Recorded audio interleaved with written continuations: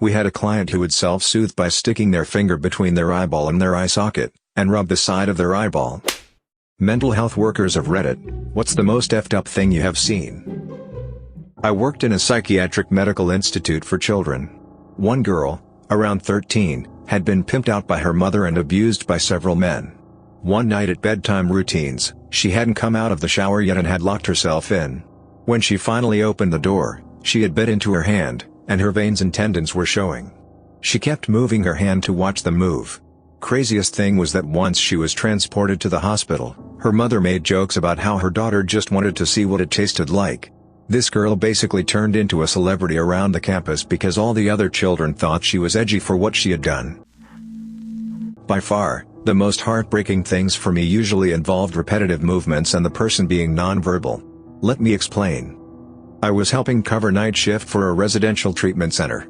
As I'm doing room checks, I hear this repetitive banging sound coming from the room at the farthest end of the hall.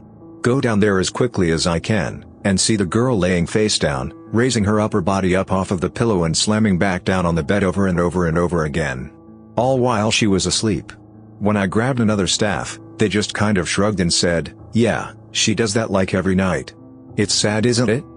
Turns out it's a thing called RMD, and can sometimes happen in kids for a variety of reasons, but hers was definitely mental health and trauma related.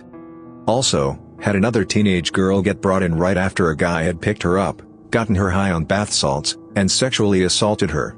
I saw her sitting in a chair, completely nonverbal with an absolute blank expression on her face, bruises and cuts on her neck and legs, just rocking back and forth and twisting and pulling her hair to the point it was all just a giant knot.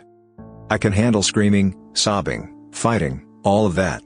But when you see someone who is completely non-responsive just doing the same movements over and over again, you feel completely at a loss.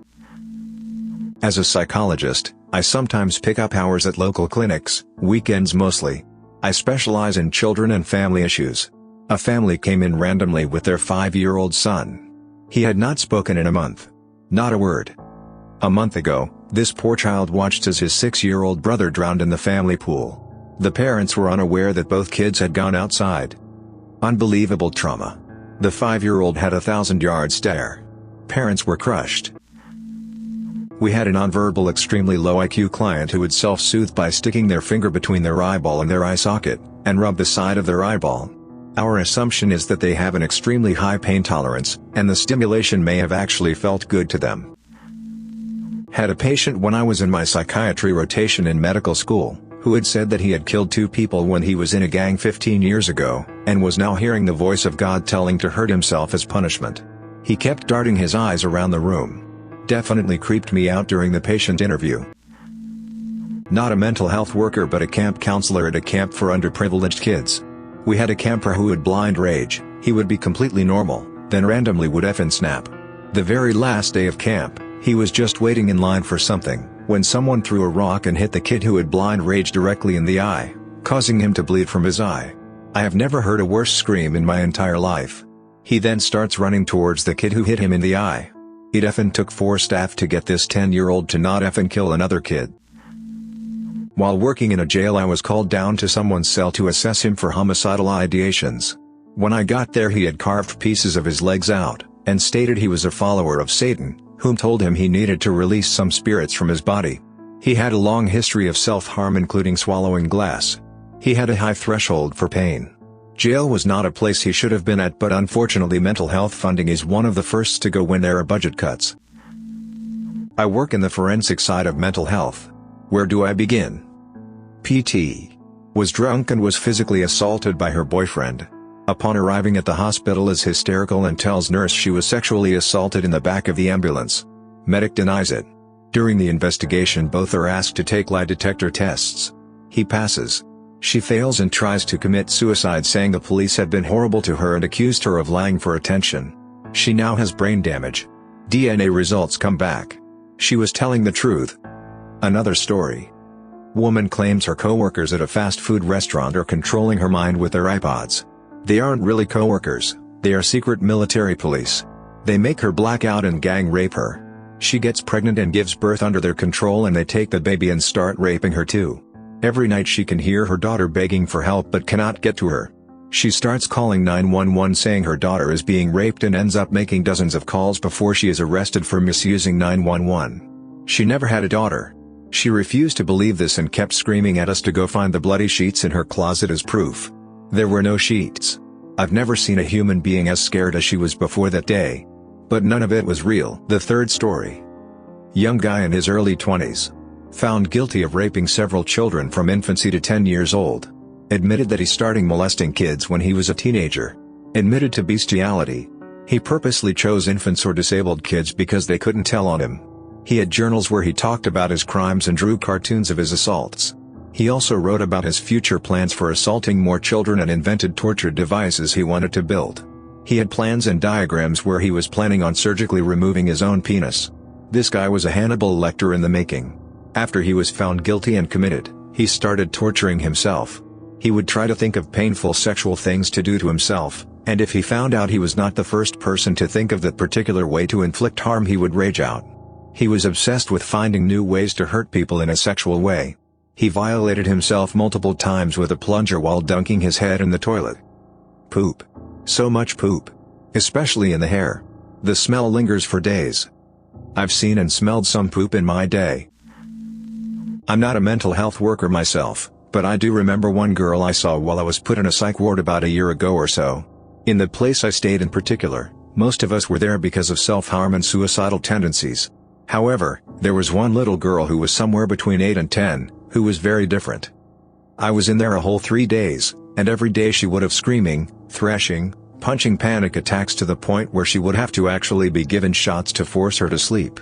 She was a nuisance, as she was violent and would hit people, as well as being mostly mute. But at the same time, I felt bad for her.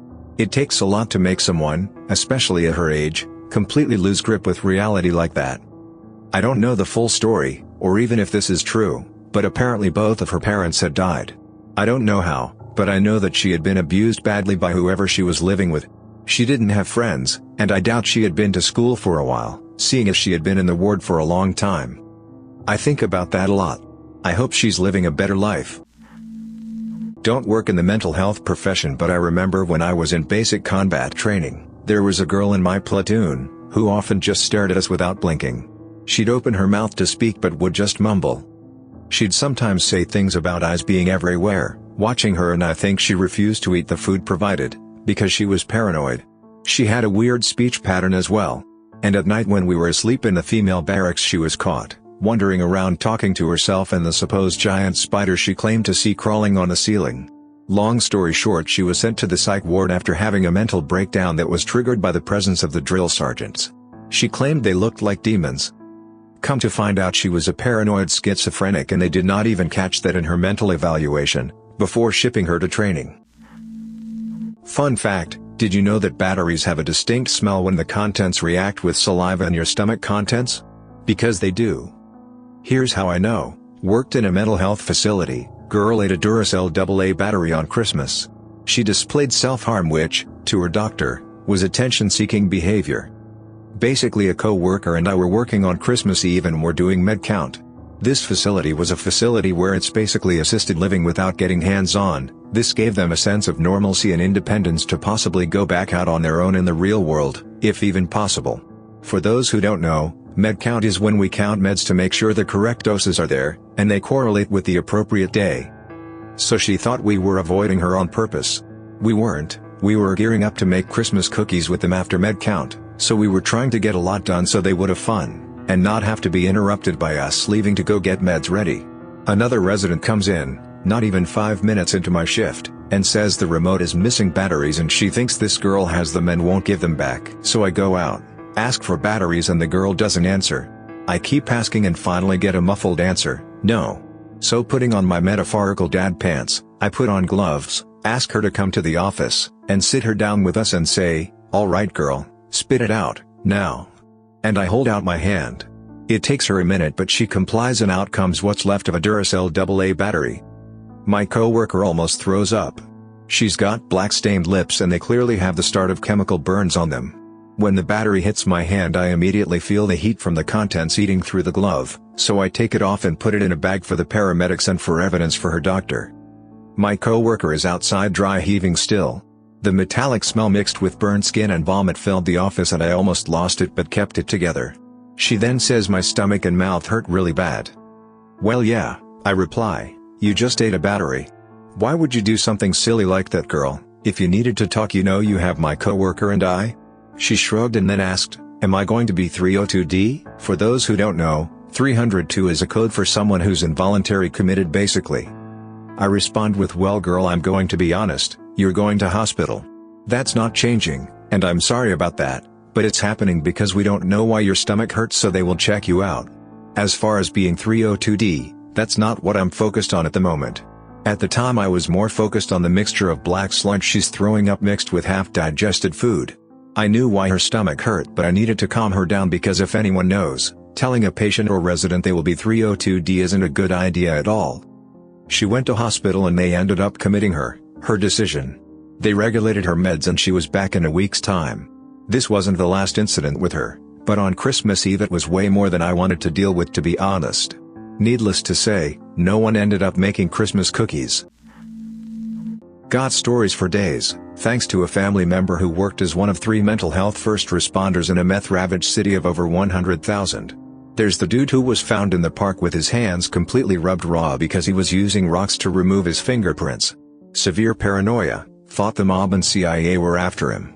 The 600-pound lady who had a psychotic episode and thought God told her to reach inside of her cat, managed to fit her giant arm down the cat's throat, but when the cat died she couldn't get the cat off. Someone called the police because of the sound of someone shoving their arm down a live cat. Blood everywhere, and deep scratches. She apparently got her arm in there down to about the elbow. My family member showed up after the cat was removed from her arm, but heard about the scene from more than one officer. He then had to interview this woman after she did that. Crazy stuff. Let's see. Well, there was a time I was in an adolescent psych ward, very happy and stable now, over a decade later, for 2 weeks, and I was depressed and remorseful about a recent suicide attempt, but was otherwise fine. I got roomed with this Russian kid who spoke no English. He was catatonic during the day, and I wasn't in my room unless I had to be, because the guy creeped me out. Dead eyes, disgustingly long nails, smelled bad. He was totally unable to care for himself. We were both maybe 14 to 15. Several times, I woke up in the middle of the night to him standing over my bed, staring at me. Once I woke up to him sprinkling water everywhere in the room, chanting something and using a Bible and the water to bless things.